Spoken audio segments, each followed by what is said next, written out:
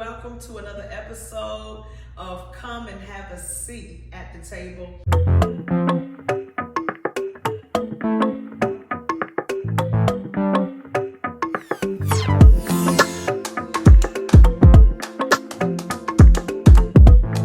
Hello, and welcome to another episode of Come Have a Seat at the Table.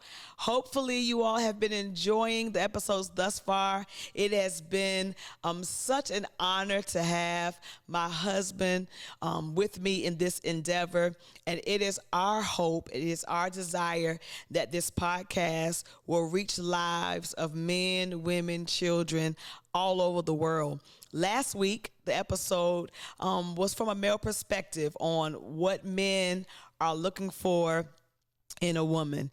And we read your comments, we read the reviews. Many of you said you wanted more, it was too short, but that was a quick talk. And some of our podcast episodes will be quick, but hopefully you'll be able to still gain some great nuggets, wisdom, and advice from even the quick talks. Today, though, we're going to try our hardest to make sure it's longer than last week's. We appreciate all of you who have subscribed to the podcast. And if you have not, please be sure to subscribe to our YouTube channel and to all of the podcast platforms. And when you watch the episodes, leave a review, leave a comment, and tell us what you think. So we talked about what males want in a woman.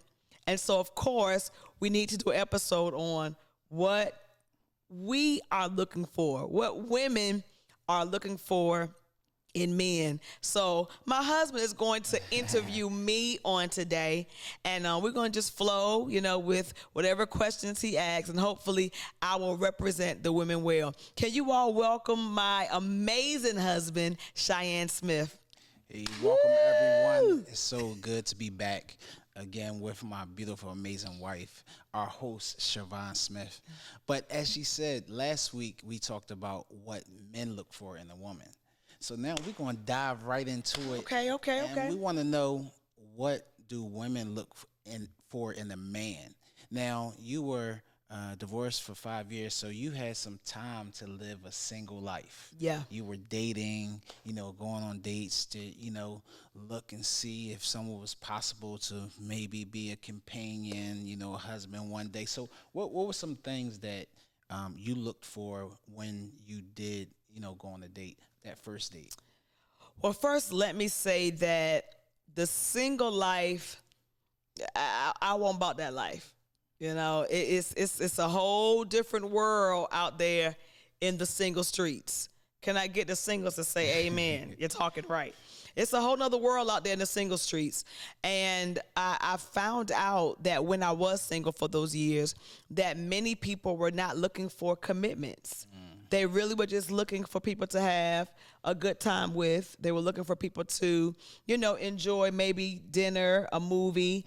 They were looking for those that were cool with just having, nights of Netflix and chill, no strings attached. We just get together, we hook up, we have sex, and, we're both good going back to, whatever we do. And, I found that was something that's very common. Me being new to being single, I did not know that is, the life of many singles. It's like, no, we don't have any commitments. We ain't even looking to be married no time soon. We pretty much out here doing us. We working, we making money, we traveling. And if we see somebody that we vibing with, we hook up from time to time. But we still are free to hook up with other people, and everybody has an understanding. And so for me, I that didn't work, because I'm coming from already being married almost 20 years. Right. So I guess when we ask the question, what do women look for, I think it all depends on what phase of life that woman is in. What season of life that woman is in, because based on their season, based on what they're dealing with in their lives at that time, is going to really determine what they're looking for in a relationship. So what you're saying a little bit is, at some points, some women are looking for a commitment, but then there are some that's saying, hey, they may have just got out of a relationship like you and say, hey, I just want to have a good time. Exactly. I just want to go out. I want to date. I want to talk to who I want to talk to. Yeah. I might have 3 or 4 friends that I hang out with. Yeah. I don't want no commitment. And nothing's wrong with that. Correct. That's just what some people desire. You know, maybe they didn't like the fact that they had to be tied to one person. Mm-hmm. Maybe they don't like the fact of being in a committed relationship because that requires you to have to be pretty much accountable to that one. You know, maybe they're a free spirit and they just want to, you know, have many options and they don't want to be tied down, you know, to one particular place, to one particular person, to one particular ideal. They want to be able to move freely as they desire to move. But in my case, I was used to being married. Mm-hmm. And so that is the relationship I was looking for. I wanted a man that was not satisfied with just having a girlfriend. Okay. You know, so I was looking for a man that would date me with intentions for marriage. So on your first date, you looking for these qualities to find out, all right, is this man ready to make a commitment and he really looking for a wife, in other words? I mean, it may seem kind of fast, but yeah, on first date, you know, I'm having conversation. I'm listening to, you know, where his head is. I'm listening to, you know, what his desires are. I'm asking questions so that I will already know where this is going. And some may say, well, you really don't know from the first date. Mm-hmm. I do. I can tell from a male's language, mm-hmm. their responses, you know, what their intentions are. If I ask a guy, you know, hey, you know, what's your intentions? Do you know, what's your desires? Are you looking to be married one day? Mm-hmm. If they tell me, no, I ain't trying to be married, you know, I ain't about that married life, then I automatically know, well, there's no need for me to even waste my time in continuing on with another date because we don't have the same desires. He's already made it clear to me that, no, I'm chilling. Marriage is not in my future. You know, I don't believe in marriage. You know, I'm chilling. Well, for me, I'm not chilling. Mm-hmm. I want to be married. I'm called to be a wife. So I have to have a man that, number one, desires the same thing. So what if, though, you have somebody, all right, you looking by their language, and he does say, hey, right now, if you was to ask me this question, my future don't look like I'm going to be married. Okay. But, you know, he wants to continue to date you because he could have a change of heart. And why I'm asking that is because I was kind of the same way.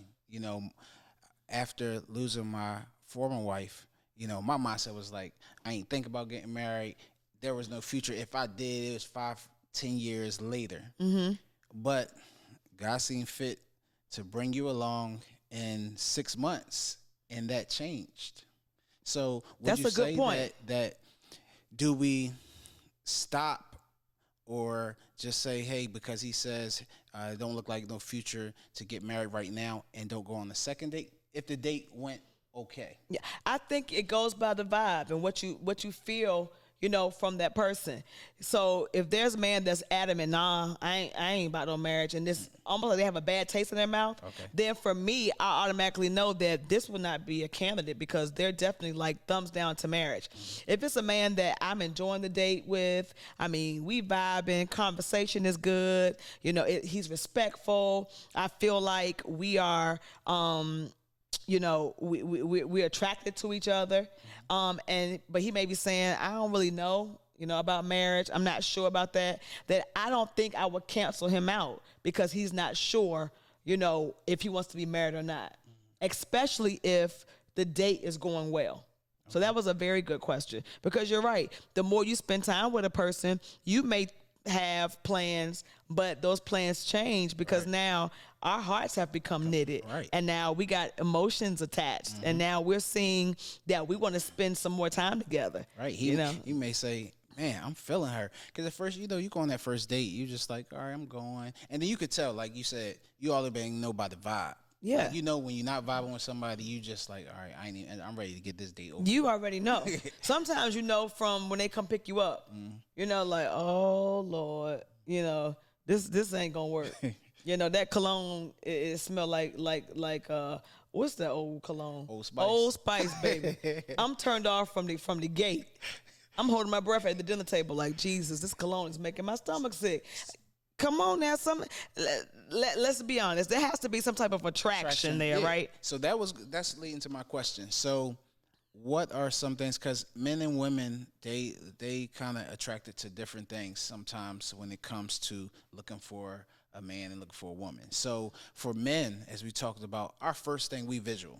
So we looking at how you look. You know, we looking at how the body is, whether they want them thick or they want them petite. You know, we looking at how you dress. So what is it for women? What are they looking for? Believe it or not, women, we are physically driven as well. Like we want to see what's appeasing to our eye. Well, for me, you know, you may be a nice person, but before I find out, you know, what type of person you are, the first thing I see is how you present yourself.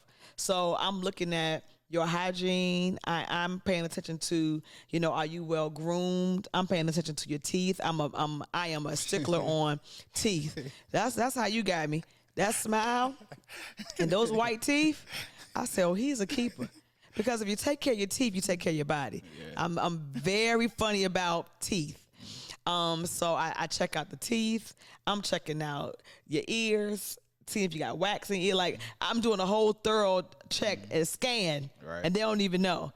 So for me, definitely hygiene and being well groomed is major for me. Their nails being kept. You know, I always tell you, I love your hands.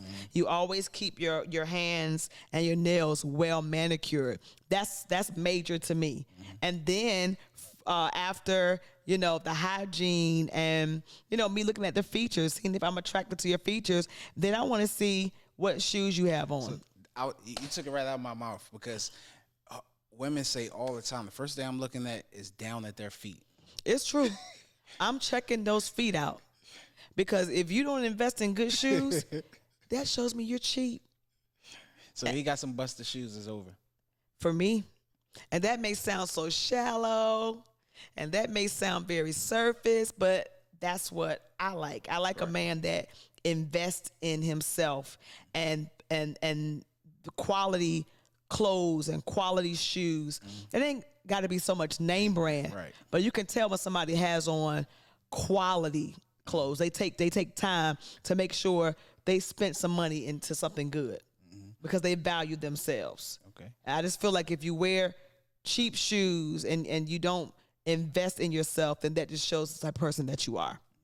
So we talk about, okay, the outward appearance, you know, how they look physically, how they're dressed, how they're well groomed. So what are some other things, like internally, that you're looking for? Some things like what they got going on, because these days you see the women are now well grounded and even surpassing the men now, you know, and they are coming strong. Yeah. And some of the men, to be honest, is like, now we going below the ground.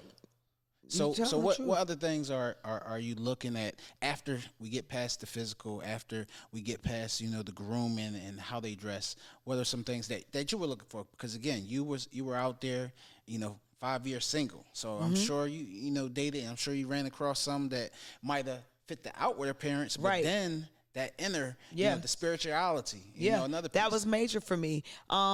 Just listening to conversation, you know, you kind of know where their beliefs are. You know, what is your relationship with God? Do you believe in God? Of course, if they say that they don't believe in God, then for me, that will be a deal breaker, because, you know, my life is God, you know. And then what I do is I represent God. So I couldn't be with a man that doesn't even believe in God, or he doesn't even have a desire for God, because they wouldn't even be able to understand me and how I operate and how I think and how I function. You know, that takes having a relationship with God to understand how to have a relationship with me. And so that is something that is very important to me. Their spiritual relationship, where they stand spiritually. I also want to know about their family and their family background. Good. You know, I would like to know, do you have children, and what's your relationship with your children? What's your relationship with your mother? Key. Because all of those things will let me know more about you. Are you close to your mother? Are you close to your father? Is your father in your life? I want to also know, like, what's your take on sex before marriage? Where are you in regards to that? How do you feel about me saying that I want to hold myself until we get married? Is that something that you believe in? Do you think that's something that's possible, or is that like a deal breaker for you? I also, for me, I want to know, what are your dreams and aspirations? What are your goals? Where do you see yourself in the next 3 to 5 years? Do you want a family? Do you want any more children?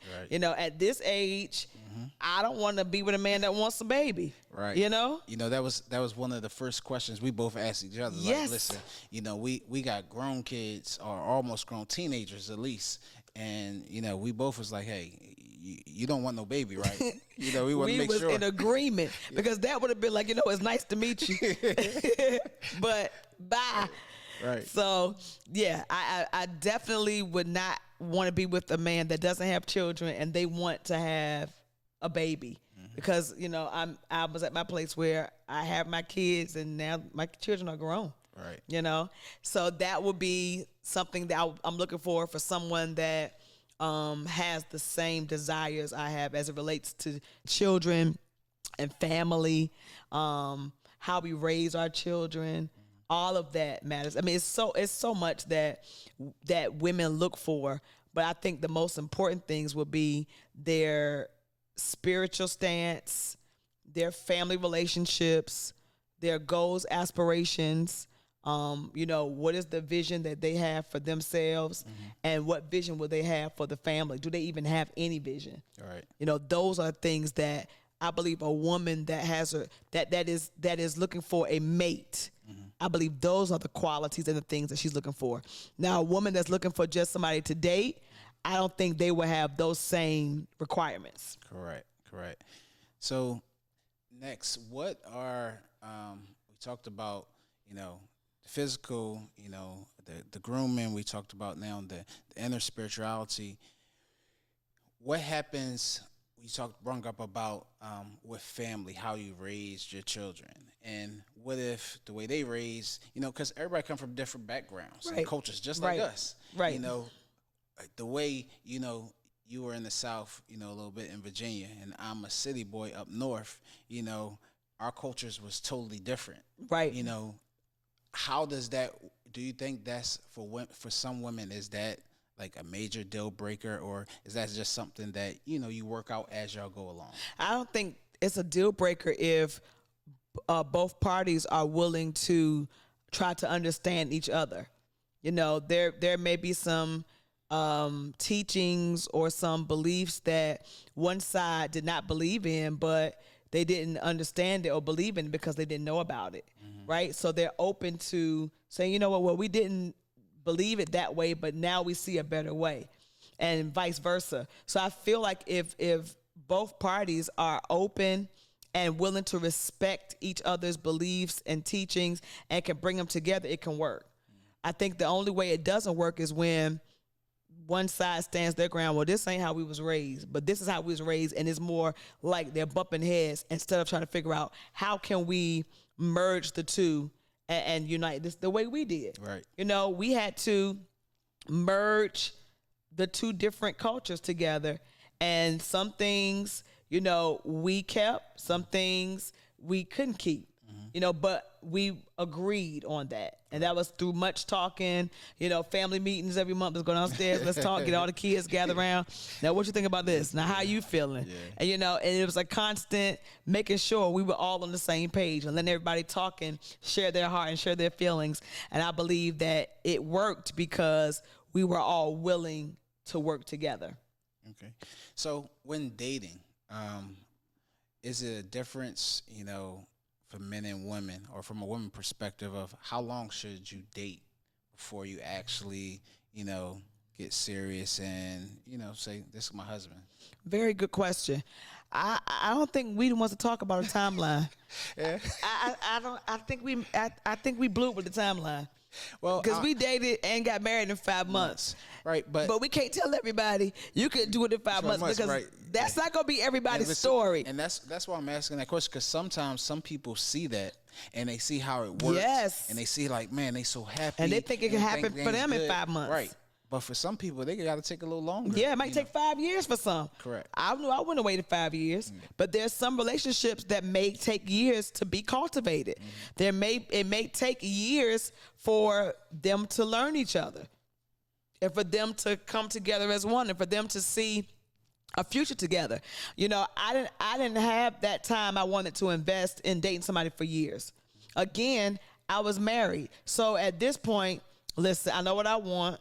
I already know what marriage is like. I know what I desire in a man, and so when he comes, we ain't got to play no games. Let's make it do what it do. We almost 50 years old. I want to make sure we got some good years together, so let's make it happen. So for us, because we both knew, Right. I think when you both know, and it's like been sanctioned, like, you know what, she's it, he's it. I don't see the reason for dating a long time.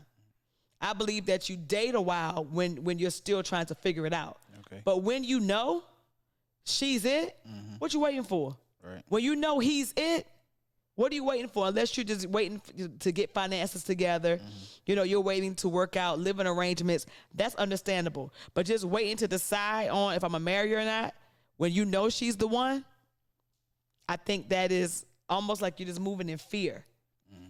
If you know she's it, make the decision. Right. Snatch her up. Right. Grasp it. Grasp it. What did the Lord tell you?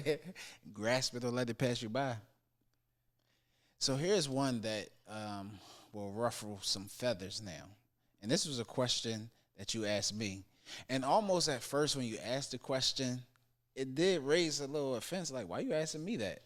But this is a question that need to be asked, especially the days that we live in now. Oh, boy. And we're talking about, sexuality. Yeah. Like, what's your preference? What you like, who you like, Yes. what type you like. You have to ask that this day and time.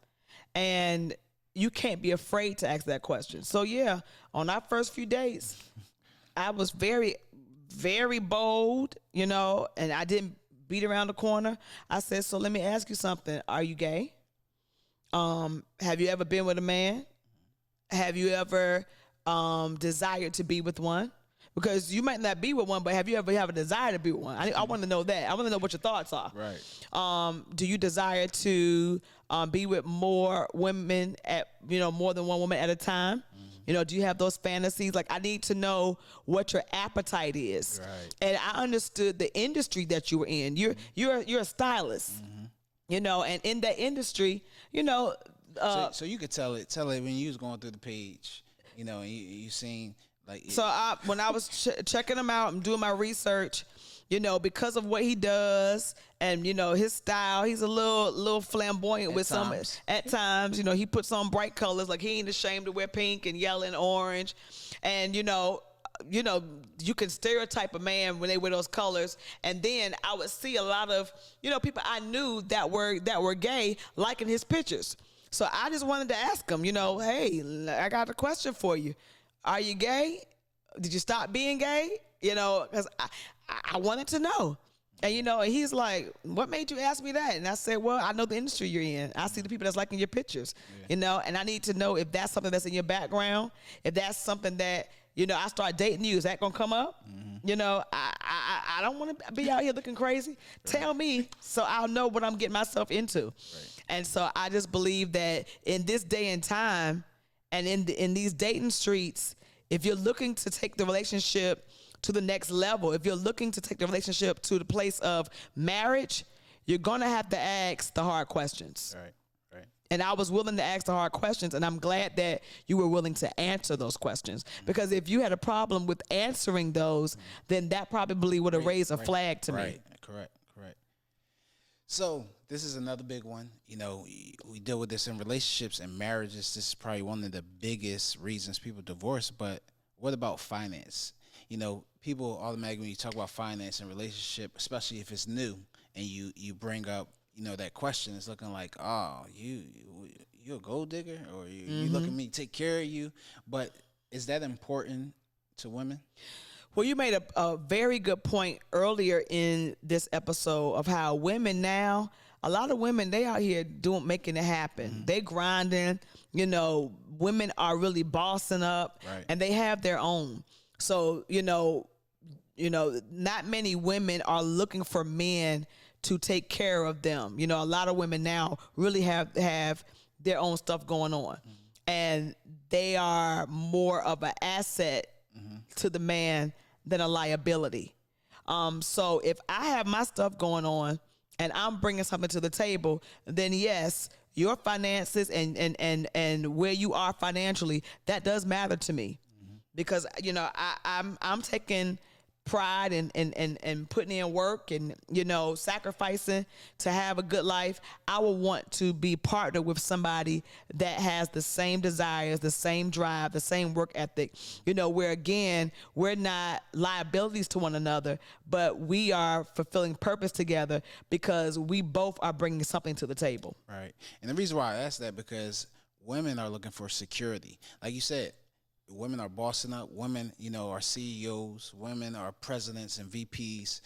But they still want to feel like, hey, I need to make sure that I'm secure with you. Even though I got my own thing going on, I need to know that when we come into this partnership, this being companions together, that, you know, I'm still secure. Right. You know, knowing that, you know, you got some things legitimately going on. Because Exactly. sometimes, you know, we can get fooled.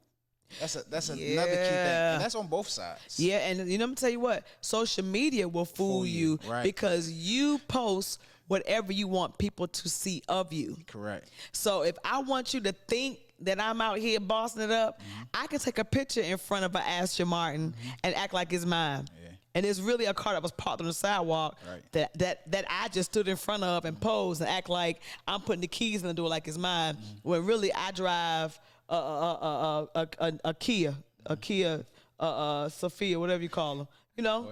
Right. Or So, Optima. yeah, or Altima or whatever. Nothing's wrong with that. Right. But you can post on social media what you want people to believe. Like you said, you can put up a front.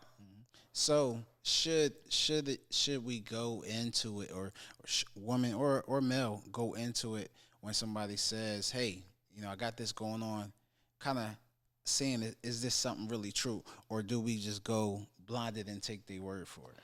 I believe in, just through life's lessons, I believe that you have to take people through a season of being vetted.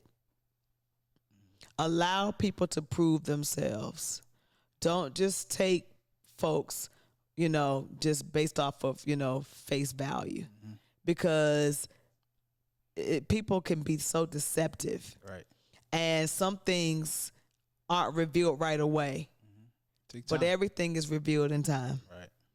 So it's no rush.